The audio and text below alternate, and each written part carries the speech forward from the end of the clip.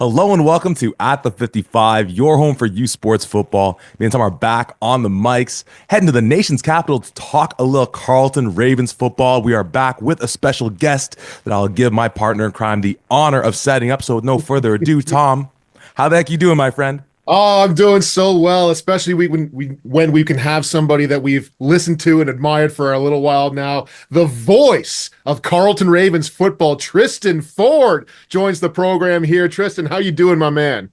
I'm doing so well. And hey, I'd like to preface with saying thank you guys for having me. And also, thank you guys for what you guys do for OUA football on U Sports as a whole, bringing the attention that you guys bring to the game. It's so important. It's something that obviously we lack in the Canadian game a little bit. And you guys are right in there bringing, the necessary attention and the love to the game here. So everyone appreciates it. The athletes appreciate it. The media appreciates it. So thank you guys.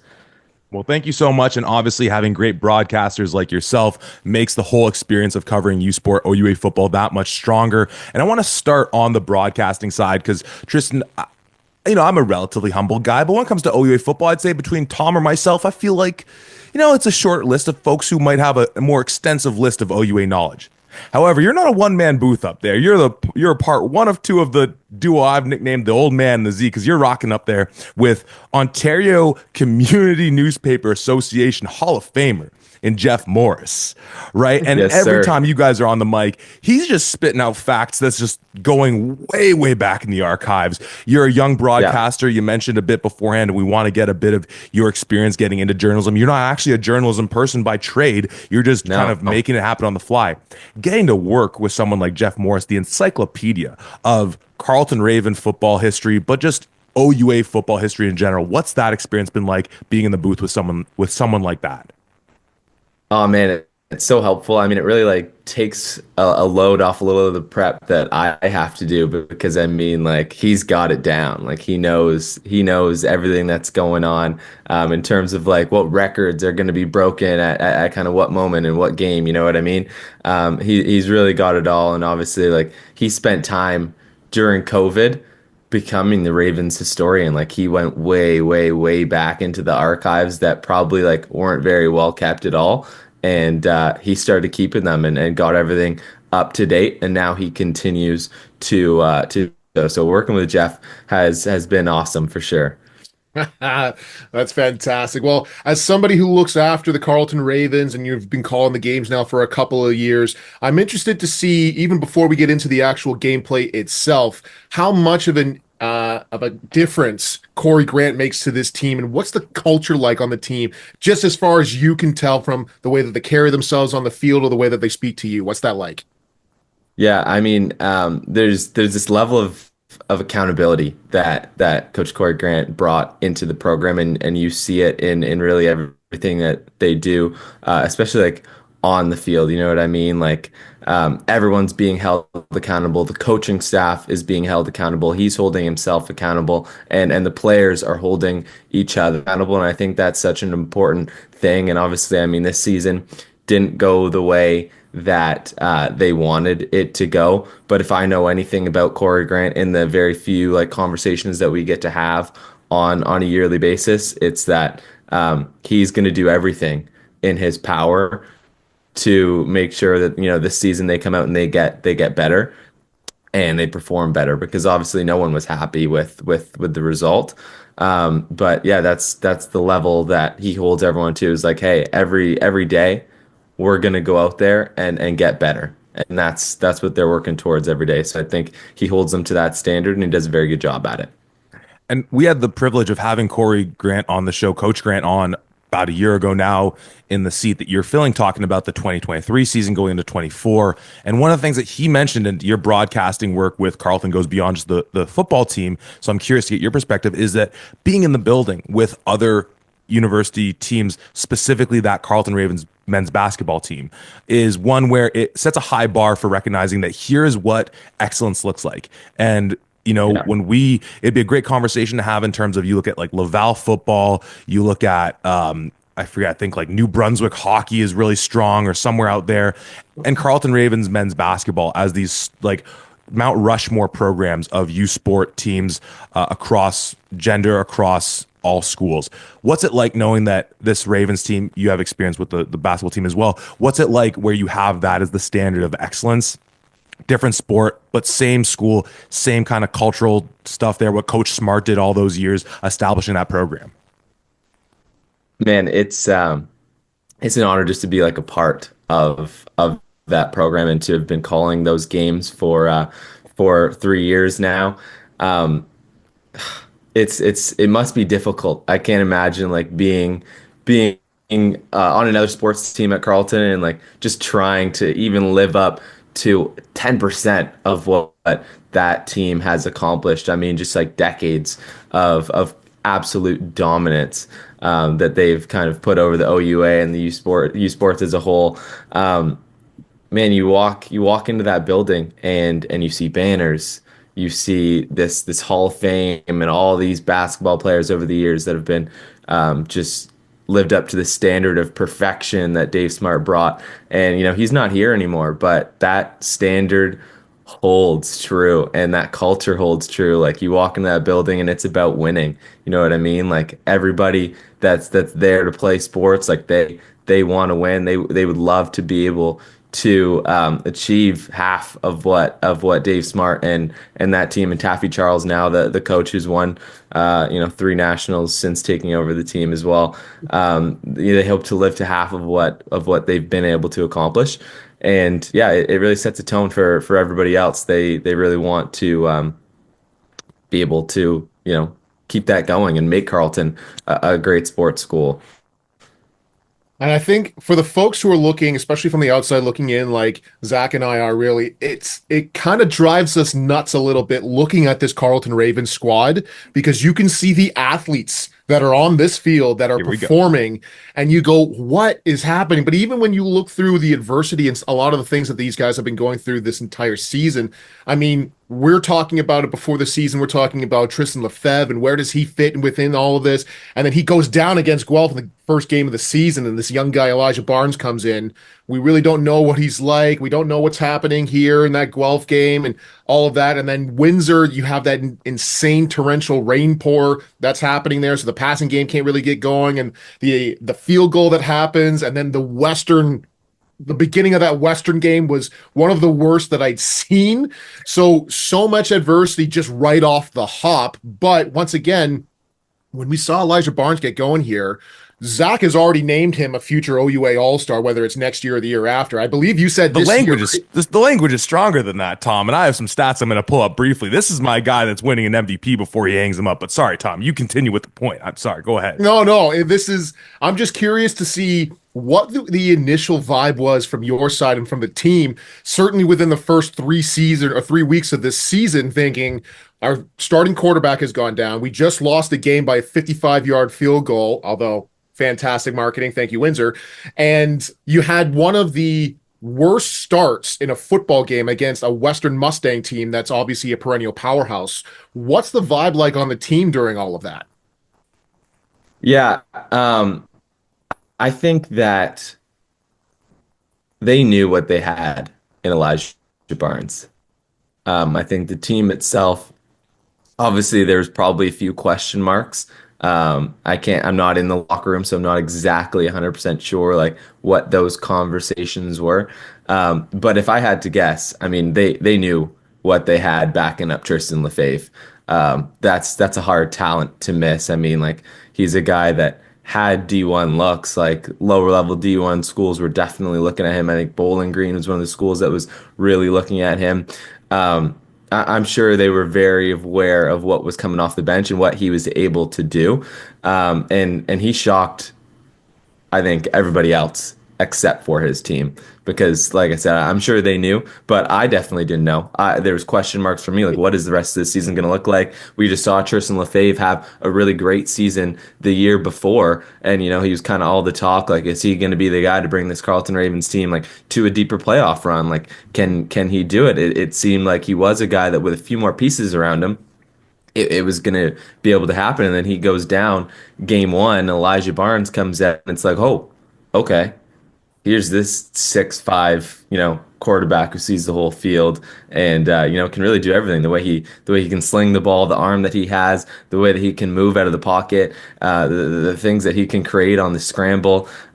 It shocked me. I had no idea the kind of talent that he really had. I mean, I had heard things, but I'd never like really seen it to that degree. So yeah, I mean, there was definitely a lot of question marks to start the season, but I think even in that Windsor game, even though it didn't go the way that they wanted to, and the Western game, after in the second half, then you started to see, oh, okay, this guy can really move the ball. You know what I mean? And he can put up points in quick succession when they need to. So I think there's no problems going forward with Elijah Barnes. I don't even know we don't know the Tristan Lefebvre situation yet. I mean, you got to imagine that he's not injured anymore or is on route to being healthy again by the time next season comes around. We don't know what decision is going to be made. But I mean, after a year that Elijah Barnes had, it's tough, and at his age, it's tough to say that he's not the guy. You know what I mean? Well, Tristan, this is where Tom and I have a lot of fun with our fake OUA trades because, again, we'll Yeah. say this because we're the ones who aren't affiliated with the team in any way. But then if you're playing your OUA football Madden, you trade Tristan Lefebvre. I guess I've been pronouncing his last name wrong this whole time. My apologies, Tristan. But you trade him out to Windsor or you trade him out to Waterloo and you get a couple younger pieces maybe to support the defense or whatever that is, or another O lineman or something. And all of a sudden, maybe it's a who says no type situation because Elijah is absolutely electric. And I think the only moments, and it makes all the sense in the world, where me and Tom were kind of sitting and be like, that's the thing he'll need to get better at next year or in the years to come, is just some of those end of game moments where, I mean, this is a rookie getting vaulted into a position where, again, like Tristan Lefebvre going into this year, you set it up. He's a guy where we're having conversations of saying, okay, let's go through OUA rosters. You got Elgersma, you got Hillock, and then you're thinking, okay, based on team situation, obviously Keegan Hall, but obviously waiting to see how that offense, percolates and permeates. You think, well, this guy's got a guy in Kasim Ferdinand and some other nice pieces. He's in that system. They have some other good stuff going on. He might be that top 3 quarterback that you're looking at. So it's not even a situation because I, have a little comparison I want to do with young Barnes and our reigning 2-time MVP in terms of their numbers first starting. We're a situation where the competition wasn't as strong for someone like Taylor first coming in. The numbers are staggering, though. I mean, on the year, 64% completion percentage, 147 for 230, 2,201 yards, 14 touchdowns, 9 interceptions, also rushes it for 216 yards, 4 fumbles in the mix there, which you don't love. And just to quickly, not even compare that to Elgersma's first year starting, because when you compare it to his first year, getting starts in 2021, he's not really running the whole season. It's not a fair comparison. But in 22, we're looking at Elgersma, first full year as a starter, 178 for 2,141 yards, 15 touchdowns, 9 interceptions, adds in 125 on the ground, 1 touchdown.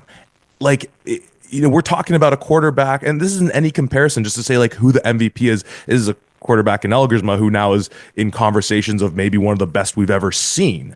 And we're having that point of comparison. Obviously, we love all the weapons that he has around him. But like, this is why watching this year, we're thinking if he's this good in a year where it certainly wasn't expected unless the situation arose, which it did, and in week 1 of all weeks, that you might get some PT. For him to do that as just the first year guy is bananas. I don't think there's another comparison. And when you look at the depth around him, this offense is going to get better next year, no? I mean, there's question marks, of course, around that. First of all, the comparison you made there between Elgersma and Barnes is certainly fair. I mean, physically, Barnes has everything that Elgersma has. I mean, they're very similar in height. I think Elgersma maybe has an inch on them. They're pretty similar in size. They both can move. They're both, physical guys. They like to play physical. They can both create when they roll out of the pocket. They've so many options that they're just physical stature kind of gives them. And then there's obviously the arms on those guys. Like both of them can absolutely let it fly. I mean, what we saw Elgersma kind of show off in the Senior Bowl and what he's obviously showed off his entire career here, he can really let it fly. And Barnes can do very much the same. The arm that kid has is incredible. So you look at Elijah Barnes, and if he gets a full season here and a full training camp, like expected to be the number one guy, it's he's going to be better, that's for sure. In terms of what the offense is going to look like, there's question marks. You've got guys looking to enter the draft, Kasim Ferdinand being one of those big names, of course, and Tristan Reddy, a guy that I don't think gets enough love. He is so good. And the things that he showcased this season, the catches that he makes, the way he's able to get open, the routes that he's running, he is super good. So I mean, if those guys come back, which of course I hope that they do, and like I imagine, like even if they get picked up by a team in the draft, like will they be ready to be playing in the CFL this season? I'm not too sure. A guy like Onyeka came back after being drafted by Toronto, so you got to imagine that like maybe they'll be back. If so, then yeah, you've got your quarterback back, and you've got this wide receiver core that has dog after dog after dog after dog on it. So you really got to hope that the offense is going to be better. But then there's that question of the defense. You know what I mean? And what that's going to be looking like. Yeah, I think when you start looking at this offense in particular and you start seeing all of the incredible weapons that are on there. We just talked in depth about Elijah Barnes, but like you said, Tristan Reddy was. I feel everybody walking into every game, you could see every defense. They're going, okay, if we're going to double anybody, it's going to be Kasim. And then you double Yeah. Kasim, and then Tristan Reddy comes down with a banger of a catch. And then even if you Mhm. double the two of them, Frederick Hatchie off in the like an out route or slant route or something. And so they were outstanding. And just once again, to give some context here, in the entirety of the OUA receiving, Tristan Reddy and Kasim Ferdinand are 3 and 4 in terms of yards per game on all of these. You've got Tristan Reddy with 47 catches, 704 yards receiving, and 2 touchdowns. Kasim Ferdinand right underneath him with 645 yards and 6 touchdowns. And then a little bit further down the list, you've got Frederick Hatchie with 20 catches, 423 yards, and 5 touchdowns. This was an air raid style offense that really took off this year with the emergence of Elijah Barnes. And I think one of the biggest key factors of an air raid offense, you still need to have that level of threat on the run. And the run game was solid enough, but even having Elijah Barnes being able to take off and run with it himself keeps guys honest and keeps them, we're not going to drop our linebackers 15 yards because this guy can still take off and run. And even if you do get somebody to spy him, unless you've got, an all-star like a Justin Pace or somebody like that, chances are he's making a miss and he's taking off for a 20, 30, 40-yard rip. So really taking a look at this offense, this is where we are so excited about the future here. And even on the defensive side last year, I mean, that defensive secondary was outstanding with Ottman, Braum, and all of those guys there. And we're like, Zach and I are constantly looking at each other like, why isn't this team winning? And just to build off of that, and not just this year, a comment that we've made over the past couple of years is that Corey Grant in his time at Carleton has not been able to beat a team above 500. But it's not just a Corey Grant problem. The last time that the Carleton Ravens beat a team that finished above 500 was back in 2019, before COVID happened. So this is a Ravens squad to me that's felt like it's been in this middle of the pack, despite having some of the best athletes on the field here that just can't seem to take that extra jump to really get to where they should be going. In your opinion here, what do you think they need? Is it just more cohesion? Is it a few more players? Like, it just seems like on paper, this team has everything that they need. And I don't want to put you on the spot like this, because this is obviously a question that we've been trying to answer for 6 years. But it just seems like this Carleton Ravens squad should be better than what it is. Yeah, well, first of all, wrapping your head around the whole like 2-6 Carleton Ravens is a difficult thing to do because again, you look at them, any Carleton Ravens game that you watch, you're like, oh wow, this is a good team. This is a really good football team right here. Three of their losses: Windsor, McMaster, and um, what was that last loss? Oh, Ottawa. Oh, yeah. Those three losses are by 8 points. And they all come down to game management down the stretch. And there was just things that didn't go right. You look at the McMaster game, they are right there. They are on the doorstep, on the doorstep. And then, they call what looked like an option, like a read for they gave Barnes the opportunity to make a read. And in that moment, he made the wrong read and it turns into an interception. And those are some of the things that's like, okay, got a young quarterback. You know how important this moment right here is.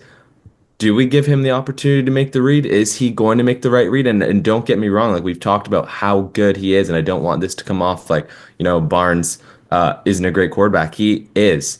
But it was his first real season. The dude And, just he's turned going to 20 make years young. old right after the season. Like he's a Yeah. 19-year-old kid making all of this, to your point. Yeah, man, and he's gonna make young quarterback mistakes. We saw it all season long. Like he would make mistakes, and then he would come out and like do something spectacular. So obviously, yeah, you have that McMaster game. That's like a heartbreaker. It looks like we're really gonna come back and take it. And then you've got the Pander game, and there's some things that happen down the stretch of that game that just don't make sense still to this day. And I mean, I wasn't calling that game. I was the first Panda game where I just got to go and have fun and be watching from the stands.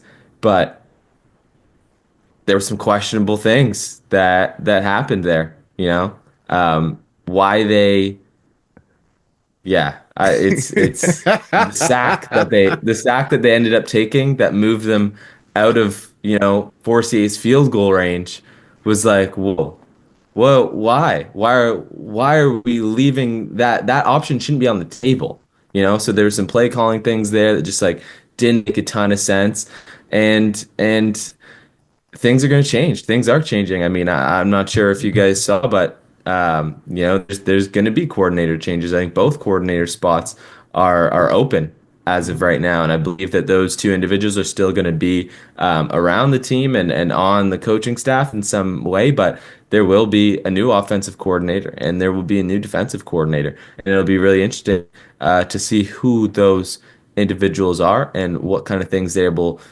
to bring to their respective spots, being the offense and the defense. But I think in terms of like what the last piece is, I think it has to be defensive. But I mean, they're a team that put up, I believe, 27 points per game, right? So any team that's scoring 27 points per game, you're having the opportunity to win football games. Mhm. But they're giving up 30 points a game. So, there's where, and you mentioned, Tom, their secondary. Excellent. And I mean, this is a secondary that was playing without L. James Agamudu for the most of the season. Mhm. And now, they are going to be losing guys like Ottman Braum. Like, he's not coming back for his last year of eligibility. So there's definitely question marks around that defense and what it's going to look like. And additionally, there's questions about the offensive line. You're losing a guy like Pat Lavoie, who is, super, super important to what they're able to do both in the run game and the pass game. And speaking of the run game, we haven't even talked about it, but it looked like Carleton had a rejuvenated run game this season. And Finally. that was like, that was crazy. We haven't seen that in a while. And they had this like four-headed monster core of dudes that are like freaks and like, whoa, where did these guys come from? Ethan Roca, he can bust it through anytime he wants. You got Matt Warren, you got Keyshawn Keyshawn Reed, Reed. who kind of came out of nowhere and started doing his thing and stepping up when they needed him. And then Joey Marcotte, when he became healthy, very quickly realized, oh my goodness, where has this guy been? He's a dog too. So there's so many great things in that offense to talk about and to be excited about. But then there's question marks defensively. Like, you're giving up 30 points a game. There's game management questions. There's the question of who are the new coordinators going to be? How are they going to fit in their very first season? So many questions, but so many things to be excited about. I mean, have you guys wanted to talk about a 2-6 football team more? I don't think so. No, I mean, Tristan, you said so much good stuff there. My brain is exploding over here. I mean, yes, the coordinator piece, and we were talking about with York coming off of that pod, that with the pieces they have in that offense, with a guy like Dexter Janke, the culture he's building there, that would have to be a position that would be one that would be pretty sought after. This Carleton team with those pieces there, I think we have to retract our statement. This would be the golden goose of all jobs that you could be able to get. And yes, you mentioned the running game, and I love all those pieces. I loved how electric Keyshawn Reed was to me. Again, with the investment I'm making on Elijah Barnes Island, I'm gonna take some of that stock and invest it in Keyshawn Reed. Like the two of those just have as young guys too, just the shape of like 2 more years from now, picturing those guys as being the most lethal, the core of one of the most lethal offensive attacks. Like it's not that biggest stretch of the imagination. With all this, of course, I gotta say, like, there needs to be some kind of justice for my guy Josh Ferguson. Where like, how on earth, like this guy who bridges the Nathan Carter era of Carleton Yeah. football, and like 6'2", like 200 plus, just big nasty back in his first couple years, run all over the place, and then as you said, like the kind of leads to this drought, which in part I think is because we saw Corey Grant at Mac 2. It starts with the passing game. So part of that too. But yeah, no, to all of a sudden see it come alive with those guys is more of the reason, as you're saying, why this attack on offense could be just so deadly. The only thing that's kind of concerning is that you think like, man, with this search for coordinator, it's like, we talk about this with, different OUA clubs. There's windows. And right now, you have a guy in Barnes where throw everything out, throw out the fact that, we haven't really talked about Ifeanyi Onyeka yet, which is probably like a mass, travesty on our part. But, you think about if you have the quarterback spot right, and we know that, there are just natural windows. You can only play for so long. And this is a guy who's going to be going to East West, who's going to be going to the National Invitational Combine and so on and so forth. That if you don't handle this with the most proper of care, that this window could close before you know it. And just the last thing I'll say, a Carleton Raven team where, Tristan, whether you know it or not, I have just randomly been infatuated with Ottawa GG football for the last almost 10 years now. Love a lot of the things they do there. This team was so impressive with all those things we were seeing despite losses, where I even picked you guys to take out Ottawa this year, thinking that the switch had finally flipped over and that streak was going to be broken. Obviously, any given Panda game, crazy stuff happens. But I mean, even going back to when me and Tom were playing, Carleton coming back into the fold was a team where it's like on paper, it's like, oh, I mean, Nate Bahar, obviously, like Adeleke, like in the backfield, in the defensive backfield, all these great, the older Onyeka brother in Kenny, and then they just never got it done. It's something so weird that's going on there. But I don't know. I don't know what the question is I'm asking, but you bring up the run game, and again, all these guys. I don't know. Reed and Barnes to me is like the stuff of nightmares for off defensive coordinators around the league. And yeah, like don't forget Joey Marcotte. I know you guys didn't get to see, well, none of us got to see much of him, but he was one of the number one recruits out of Quebec, and he will be a problem. Like that guy, healthy, is so scary. He reminds me very much of a Nathan Carter, kind of just like north, south, boom, like run through dudes, no problem for himself. Yeah, like he will be a problem. That if they're able to keep that running back core they have right now, all those guys are still young. They're still going to be around more, and Marcotte, Reed, Roca, like it's going to be a problem. And having such an amazing passing attack really opens that up, I think. And that's one of the things that they really do have going for them. But and that's what kind of leads me to settle on the fact that number one, there seems to be a problem with just like game management in those key moments. Obviously, like that was the difference between them being a 5-3 team, in my opinion, to them ultimately being a 2-6 team. Is those like 3 games where it really came down to the wire, and then like some mistakes happen, and it ended up not going their way. But beyond that, I think you really have to look at the defense and say, okay, what do we need to do here to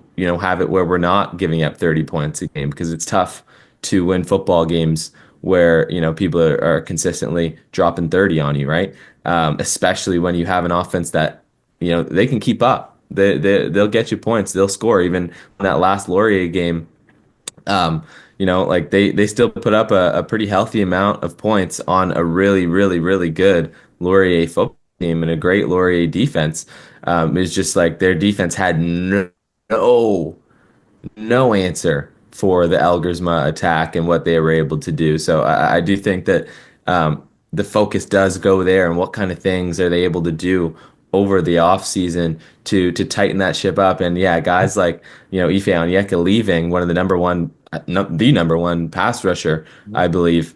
That sucks. That's difficult to fill. Those are really difficult shoes to fill. And then obviously, yeah, like guys like OT Ottman Brom leaving, and then question marks around is Agamudu healthy this year? Is he back this year? What's going on with him? And then some other big names up front that you're not sure where they stand and what's going on there. So yeah, and Malik Yusuf as well, one of their great linebackers. I believe it was his fifth year of eligibility, so he's going to be leaving. So a lot of questions on the defense there. And I think it's important to focus on really getting them up to speed, and if they can be three-quarters of good is what that offense is, then I think you've got a winning football team finally. Well, and just quickly, Tom, before I let you jump in there, I mean, losing the interception prowess of one Michael Lightbody in the middle too. I mean, gosh, Yes. that could be huge. Yes. Pardon the pun Yes. with huge, because the guy's literally as big as the sun. Holy cow. Sorry, Tom. No, I love that you brought that up because, just about to go into the defense, and he was a huge part of that defense, pun intended. But I think one piece to me that, in my eyes, really opened my eyes to how good this potential Carleton team could be was actually in the Western game. And I know that Western game got out of hand, and it got out of hand quick, but in the beginning parts of the second quarter, Carleton gets the ball back and drives 80 yards down the field in 8 plays to score a touchdown to make it 21-7. And I believe right afterwards, they forced Western to either a 2-and-out, or they just forced them to kick with no points. And then you drive the field again.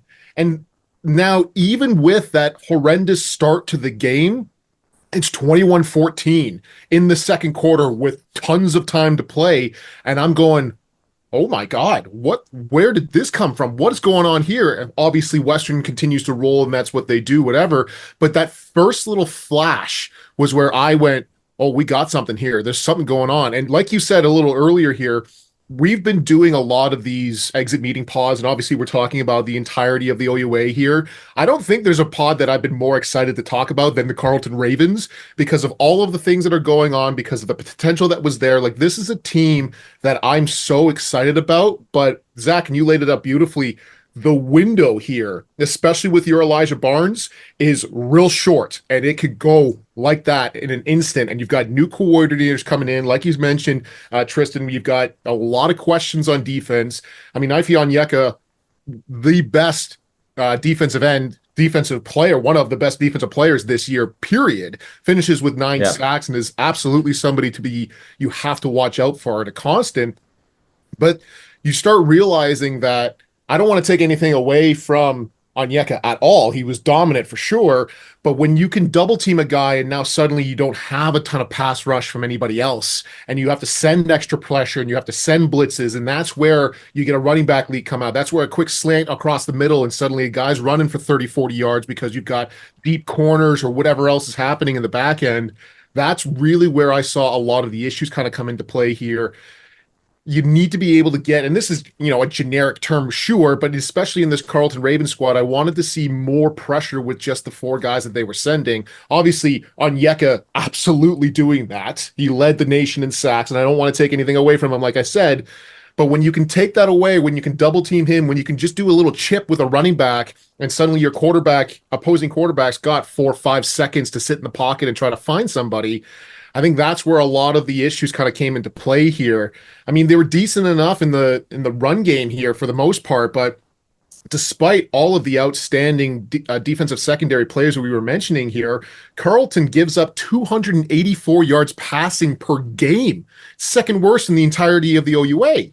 And so, in that respect, there's a lot of things that really need to come into play here. There's a lot of issues that needs to come up.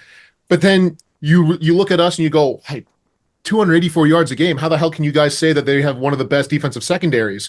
They were also number one in interceptions on the entirety of the OUA. So those dudes out there, when you're actually throwing at a DB, they're coming down with the ball more often than they're not. So there's so many pieces here. Once again, where you're saying you're the number one team in terms of turnovers and interceptions. You've got the number one sack leader on that defensive line. You've got one of the most exciting offenses we've ever seen, an all-Canadian in Kasim Ferdinand, two more OUA All-Stars, and not only Tristan Forde, but also Patrick Lavoie. You've got Elijah Barnes, who has just the world in front of him here. Like, there's so much in this, and I know we keep saying this over and over and over again, but how the hell did this team finish 2-6? It's insane to me with all of those pieces that are coming into play here. It just drives me nuts. There's not much, you know, you said it really great there, and there's not much else to be said. I mean, it is one of those things that is so frustrating, and I can't even imagine, being a coach on this team or being a player on this team because, I mean, they're not. They know that. Mm-hmm. They know what is in that room and what's on that field and the talent that they have. Like, you literally have one of the deadliest receiving cores in the country. Couple that with you're creating the most turnovers and you're getting a lot of pressure in the likes of Ife Onyeka and some other guys on that line. And yes, of course they'd want to get more pressure ideally, and that's obviously not going to get better with them losing Onyeka. But I'm sure it's just so frustrating to be in that locker room and knowing the potential that you do have and what you could have done this season and how much was really left out on the table. And that's why I think Coach Grant, I think his hand was really forced in jumbling the coordinator situation, because that's really, you look at that and you're like, okay, well, I think this is the first adjustment that has to be made, because again, as I said, like, you could be looking at a 5-3 team here with some different decisions made down the stretch and really key moments in key games.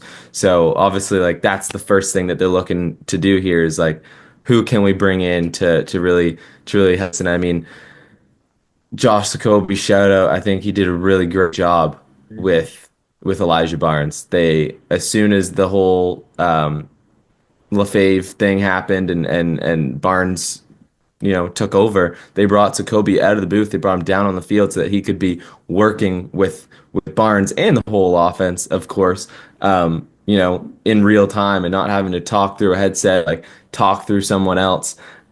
So he did a great job, I think, with this young quarterback. But obviously, when you have these really tight games that they had, the like I said, Ottawa, Windsor, and McMaster, and they don't go your way, and it comes down to little play call situations and just situational football that really didn't go their way. Well, the first people you're going to take a look at is the coordinator, is the staff, and say, okay, well, maybe we need to make a change here, because obviously we have the pieces on the field. Everyone knows that. I know that. You guys definitely know that. I'm sure they know that. And everyone that watched Carleton football this year, they know that.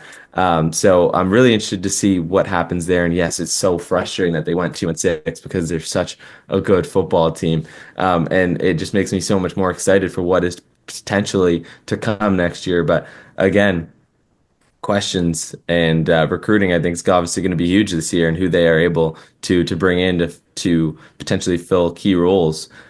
So yeah, so many things to look forward to with that.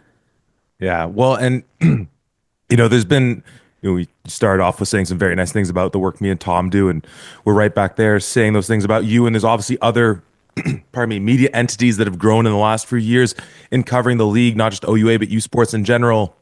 And I think part of what comes with that is that, again, just to go back like 10 plus years ago to when me and Tom were here, not to say you could get away with being like just like an okay program and hey, we're recruiting and clearly things are looking good. I think there's more pressure now on organizations and teams where there are voices talking about these things and platforms that are growing the Yeah. league. And there's a cost benefit that comes with it if you're one of the people involved because it's turning it into that much more of that kind of business, the way we talk about pro sports and things like that. And I think that's what we should keep aiming for. But hey, for the folks that are involved in it, and hey, for us three too, I suppose we're all on that in that conversation too. People are going to make sure that you're on your A game. You're bringing up those close games. And I'm going to move off of with my sort of last question here to something that's more positive because, yeah, we can go back and forth of being like, what the heck happened? With those close losses. The one thing I will say, though, with that MAC game, two things. Number one, probably the best showcase of quarterbacks in a single game we got all year. Keegan Hall versus Elijah Barnes, the best back and forth. Number two, it gave MAC fans like my friend Tom there hope that his team could actually have some success that year and just leading to the greater and greater disappointment that continued to befall them. I see you're still sporting the decal on the helmet there, Tom. Good for you. However, last question I want to throw your way, Tristan. I'm a son of a gun sometimes. Talk about the recruiting piece. Me and Tom were talking about this with the Ottawa region teams, Queens as well, being out there in the eastern part of the province with the Quebec piece of it all. The recruiting aspect being that much closer to be able to pull players out of. I still think Ontario's number one, but if it's not us, probably Quebec is the best production, like province in terms of production of football talent. And we talked a year ago about the piece on non-Quebec students and how fees could be increased and whether that's going to have a trickle effect for then a player in the Ottawa region who might have been looking at going into Quebec and maybe saying, no, I'm going to stay here now as an Anglophone, what have you. But in specific, I more want to center this around sticking on the defensive side, a guy in Chris Toupin, who in the midst of a defense that, has guys like Schneider, Cave, Phillip, and Jake Henderson picking off the ball all day. Ife Onyeka and his time there just being one of the most dominant defensive lines. This guy in Chris Toupin, I don't know too much of his history other than I believe he is someone that was brought in from Quebec, just being such a dominant force in that linebacking core. And as far as I know, has some time with the program to go here. As far as a positive, and the last thing I'll ask before I'll pass it off to Tom is just this, I think, is the area where if you're going to try and just say, because there's a super positive way we can look at all these things, right? Like there's all this potential, all these great things defensively. I think the conversation centers around number 31. Yeah.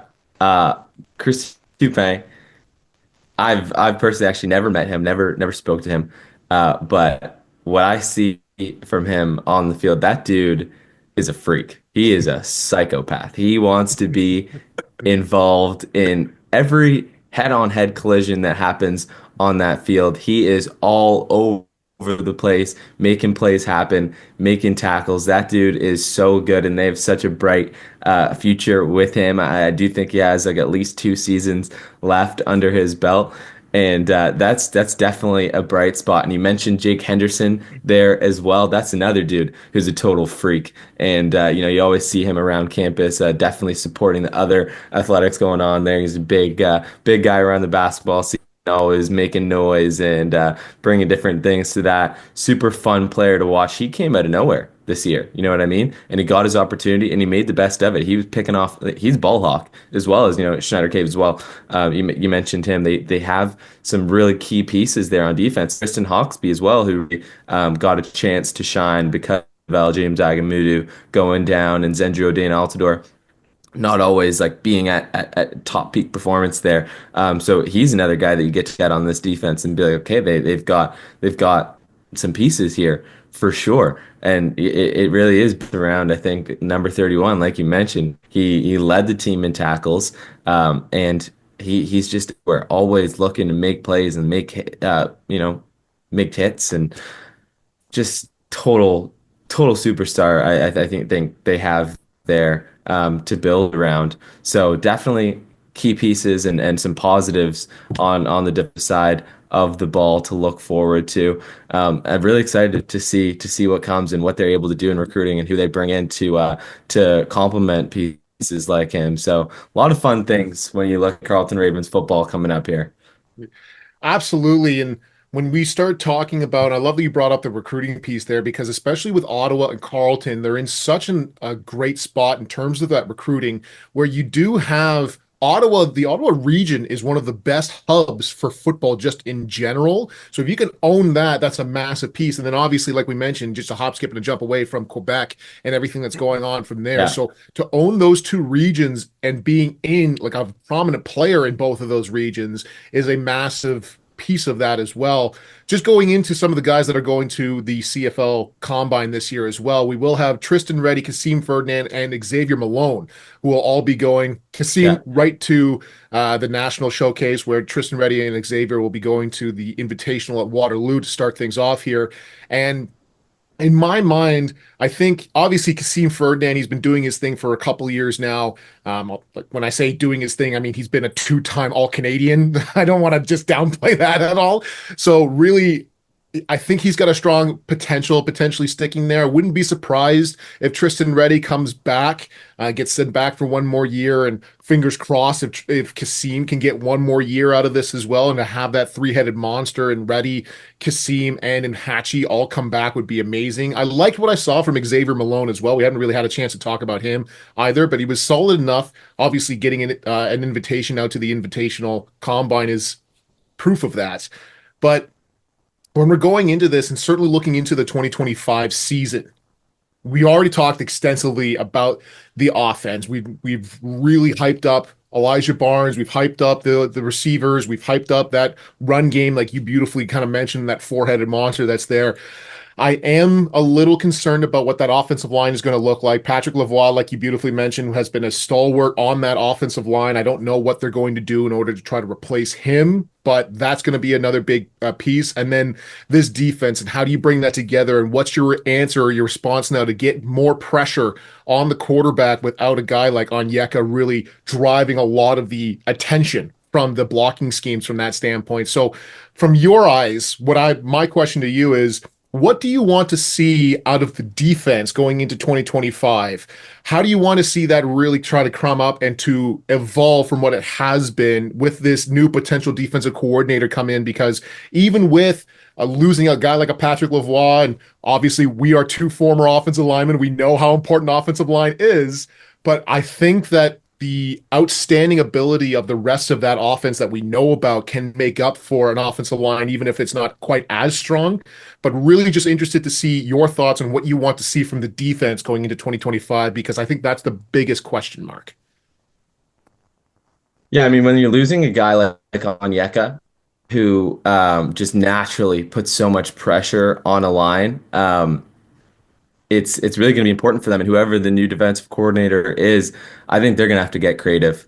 They're going to have to really get creative with some different blitz packages and just figure out different ways to dial up pressure. In our game, especially when you've got if you're playing against young quarterbacks, like when you're out there playing against those teams that you're supposed to beat, like figuring out ways just to get a ton of pressure on those quarterbacks is so important. I mean, like it's difficult to phase guys like Evan Hillock and Taylor Algersma and Keegan Hall, who are so smart and just like so great at what they do. Pressure sometimes doesn't phase them, but if you can bring someone in who is able to get creative and maybe get guys like Chris Toupin involved in the pass rush if possible, and really dial up some pressure with some of your outside linebackers.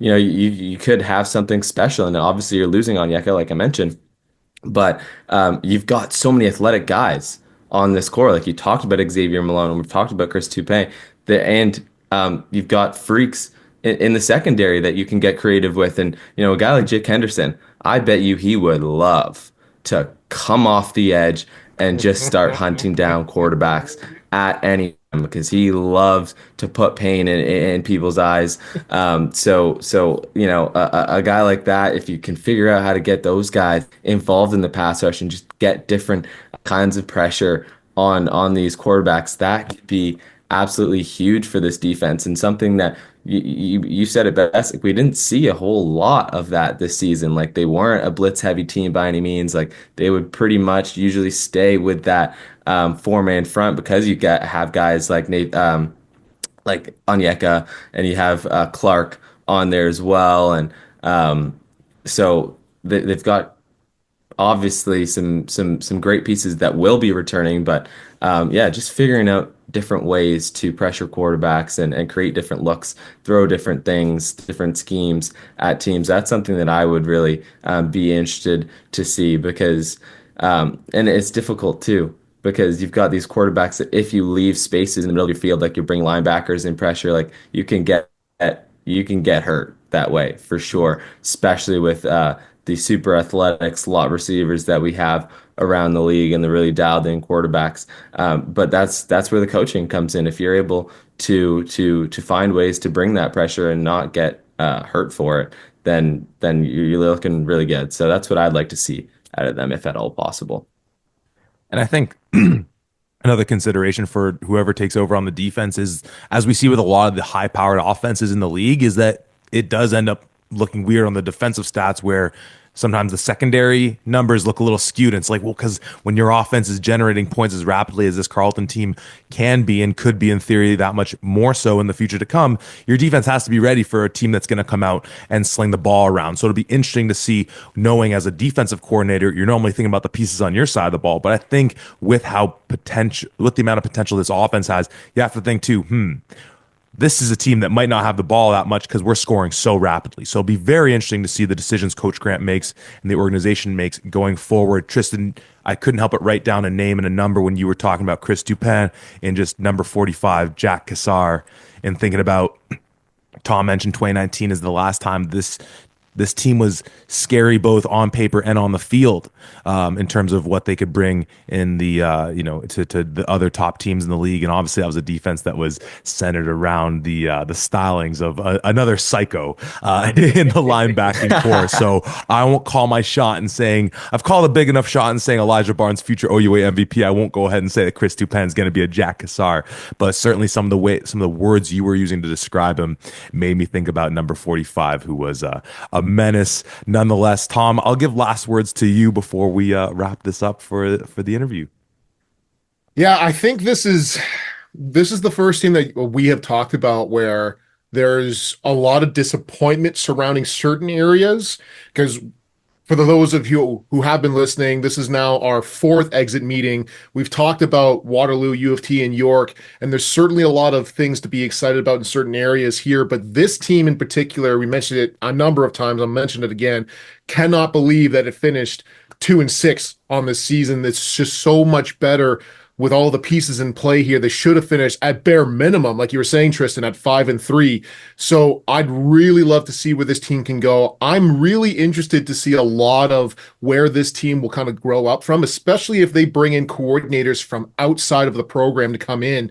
Now, certainly you're looking at Elijah Barnes and you're seeing what he was, but with a new offense coordinator in there, everybody's job is up for grabs. So how does Lefebvre come back and respond now that he's healthy and ready to go? Is Elijah Barnes continuing to be that guy as the young gun who's up and coming and everything else and all the potential in the world? Or are you saying, hey, we got to win right now with more of a stalwart veteran at quarterback in this Lefebvre?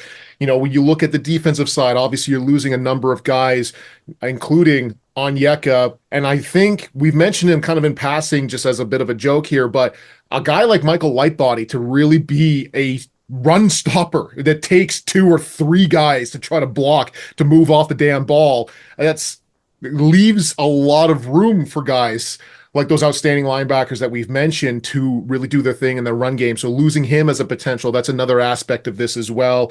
What happens to that defensive secondary now? And there's certain guys who I'm sure are in their 4th year. Maybe they have another year of eligibility. Maybe they're humming around. If you get the right kind of coordinator in there, if the right defensive coordinator steps up, I guarantee those guys will come back. Hey, yeah, I'm coming back for my 5th year. I want to use my final year of eligibility. I see where this team is going. So I think the 2 coordinators that are coming in here could spell exactly what this team needs or continue to have it right in that middle of the pack kind of range that Carleton seems to be humming at for the last number of years here. But I really, really, really, once again, we're positive people here. We like to talk about the positive side of things. I'm excited as all hell for the Carleton Ravens. I think that this is going to be a very important year for them.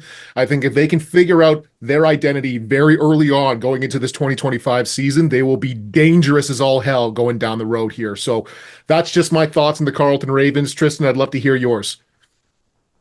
Yeah, well, I actually want to ask you guys this as we wrap up here. what do you guys think is number one, their ceiling this season, and what should their floor Hmm. be? Because I mean, like 2-6, that can't happen again, and I don't see that happen again. Like that would boggle my mind. It truly would. But a 5-3, a 6-2 Carleton Ravens team, that wouldn't surprise me. And that's like, I feel that's what it should be. Like that to me, like is their ceiling and what they should be striving for. Like they have that kind of talent. And I think as a floor for them, like if you're anything under 4-4, like that would be, I think, a difficult pill to swallow with the talent that you have Mhm. on this team. And like you mentioned, Zach, the window here is it's going to be tight. Like you don't have all that long here with Barnes, and also just the question of Tristan Lefebvre. Like if it is so that Barnes is their guy moving forward here, and like I said, like I have no inside information. I have literally no idea. Um, Tristan Lefebvre could shake things up in the OUA Mm-hmm. for sure Trade him to Windsor. if he decided, hey, like, I'm not gonna spend the year here, behind Barnes, and I go somewhere else, he could shake things up. But yeah, I'll bring it back to the question of what's their floor, what's their ceiling here into this season Well, as Tom said, for we've you talked. guys. Yeah, well, I mean, and again, it's so early, and we'll do a podcast similar to this effect when the schedule comes out, and even then, it'll be way too early. But this is our fourth podcast. We're talking about McMaster next week, which will be very fun.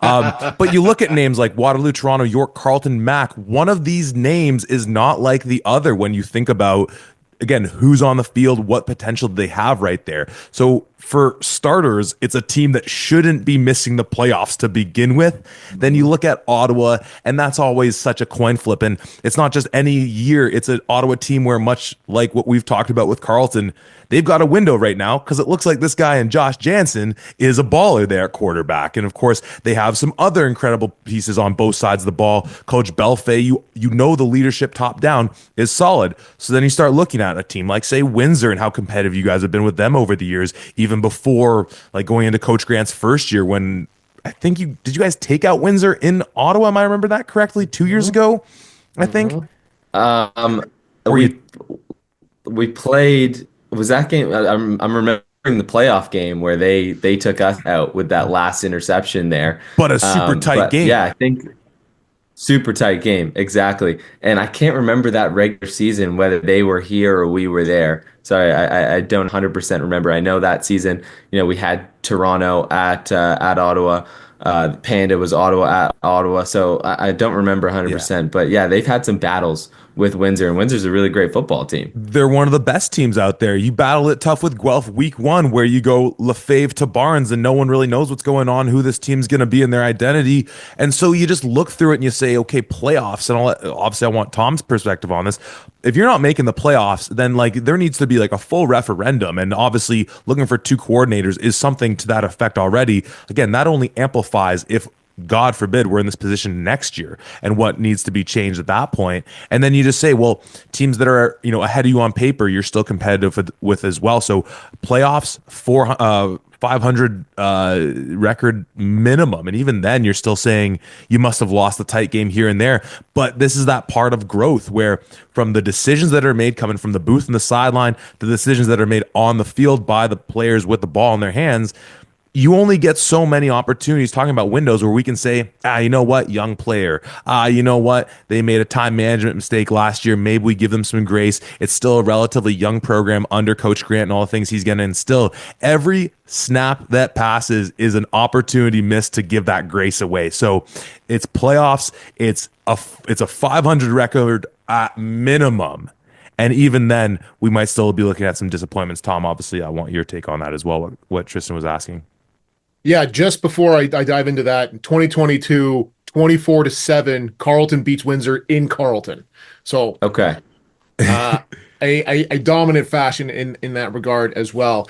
Yeah, when you look at this squad, I think absolutely it's got to be playoffs. Playoffs has got to be the expectation here at bare minimum. Yeah. Because especially this year, 3-5 for a couple teams would have gotten you into the playoffs, depending on how some things would have shaken up. So that's got to be the bare minimum here. To me, one of the biggest consistent aspects that keeps Carleton from being where they want to go, whether that means the playoffs or just a better seed, is the Panda game. Because every single year, Carleton and Ottawa is around that same 500 mark, whether that's 5-3 to 3-5, 4-4, whatever that is. So that, in my eyes, is the biggest hurdle that's in front of the Carleton Ravens. You have to beat Ottawa. You have to win that Panda game. It has been, what, like 10 years since that has happened, since the Nate Bahar miracle? Seven? Like, it has I think 7 years. 7, 8, something like that. Like, it's 7 or 8 years. It's been a while. It's pre-COVID.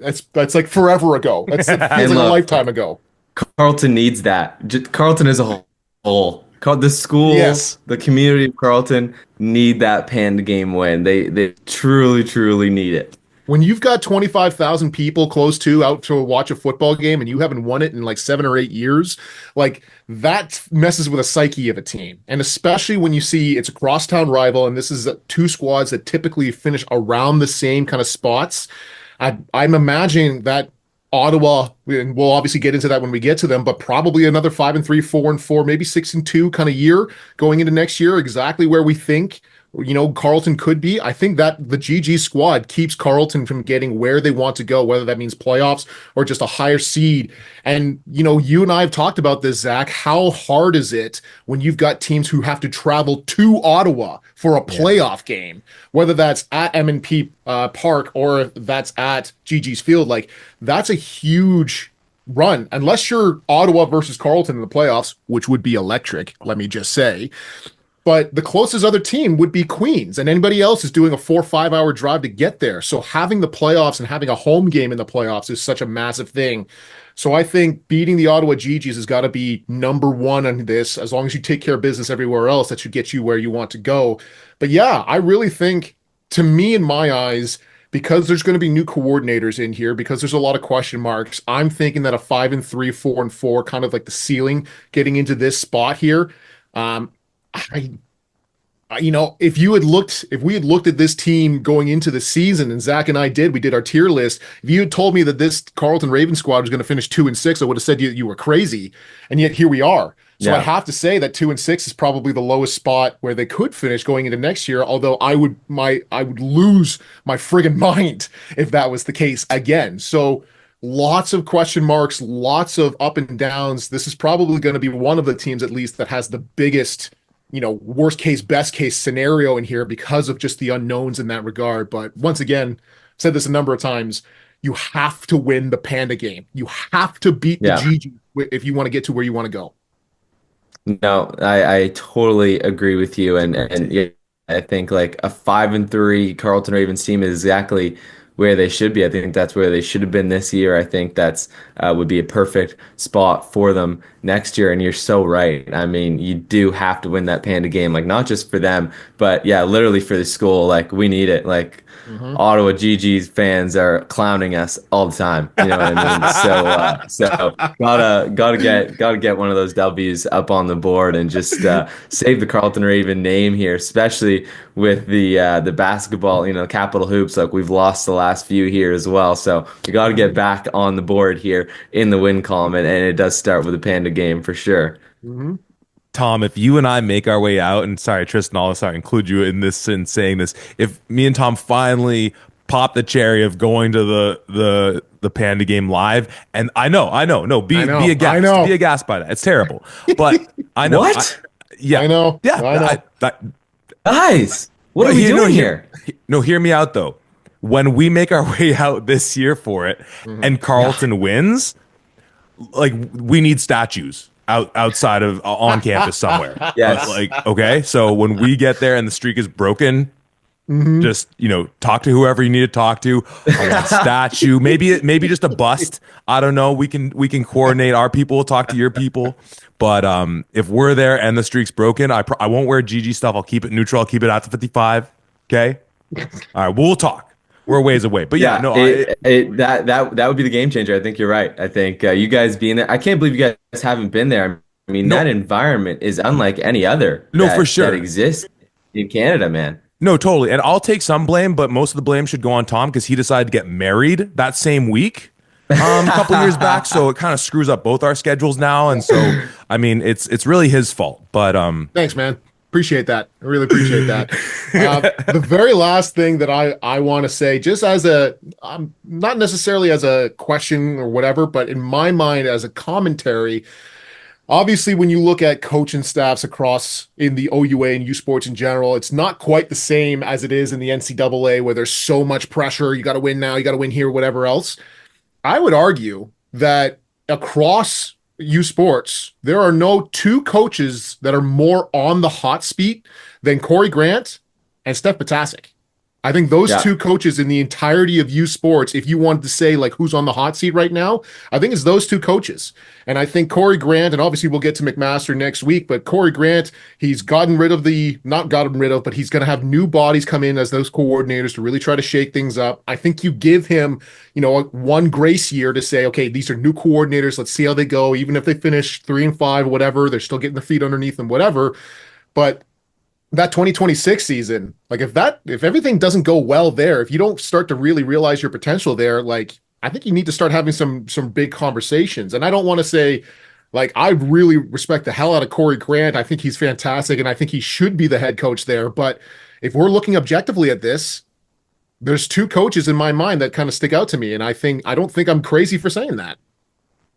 No, and I mean, I've full faith in Corey Grant. Mm-hmm. I gotta say, like, just being around that building, he's always there. Like he's always there. The dude works hard. That team is always around. There's always training going on. They're always, like I said, looking and working to get better. So I truly do have faith in him. And yes, like with the talent they have out there and the results that they've been getting, it definitely might be fair to say that he's in the hot seat here and has like the team in general has a short window. Like he might have a shorter window here to really prove that like, hey, I'm the guy, I need to be here and I should be here. But for right now, I think that he is the guy and he should be here.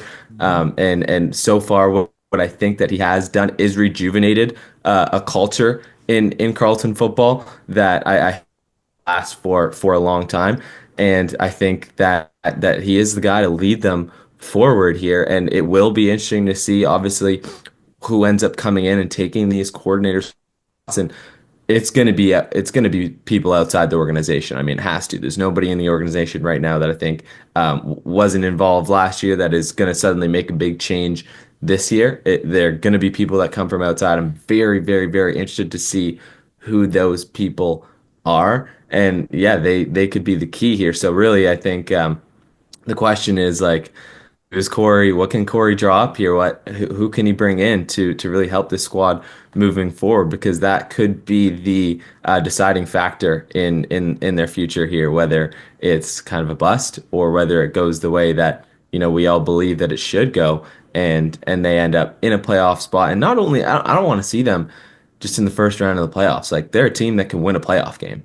They're a team that can cause some problem and actually make a push. I truly believe that. So it does to me come down to who is the staff that gets brought in here and what are they able to do with this squad? Because yeah, you mentioned how attractive this OC position has to be to literally anyone in the country. Like, hey, I get to go now work with this 6'5" young quarterback freak athlete with this crazy arm, and then I have all these super athletic running backs, and then also Kasim Ferdinand who can catch the ball and then make 7 guys miss while only moving like 12 yards. It's like incredible. Plus, got to give love to Frederick Hatchie as well. So yeah, I mean that role is going to be so important moving forward, and of course the defensive coordinator role.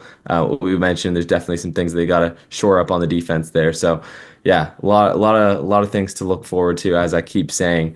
But yeah. Well, and we haven't mentioned his name yet, but got to give a little shout out to Zach Georges as well, because when he came in, I forget which game that Barnes went out, I'm like, dang, you got a third guy who looks really sick as well. So you know what? The OUA trade machine is going to be in full force this offseason. keeping the Mac Carleton connection alive, Scott Brady's a defensive coordinator free agent at the moment, as far as I know. So, hey, he might look good in the white and black.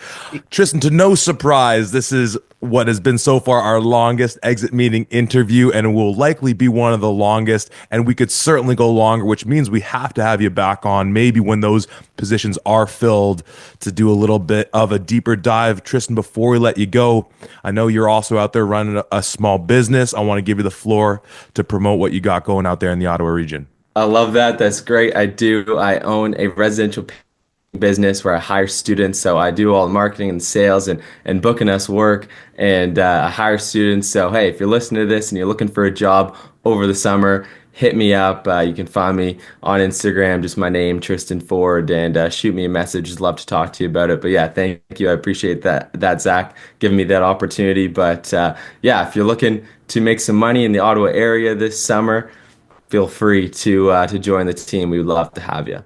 No GG's welcome, though, for the paint. No GG's. No GG's welcome. Wear the garnet and gray. Don't even bother. Tom, last words to you, my friend.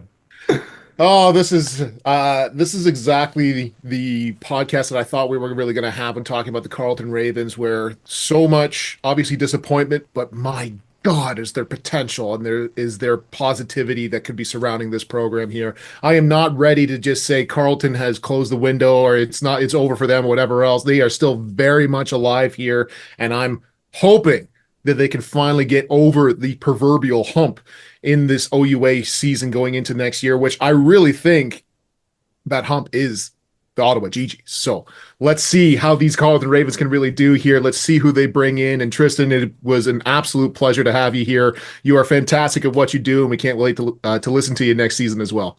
I appreciate it. Thank you guys for having me. And yeah, such an awesome opportunity. And yeah, keep up what you guys are doing, because it really is an amazing thing for the sport and for the community.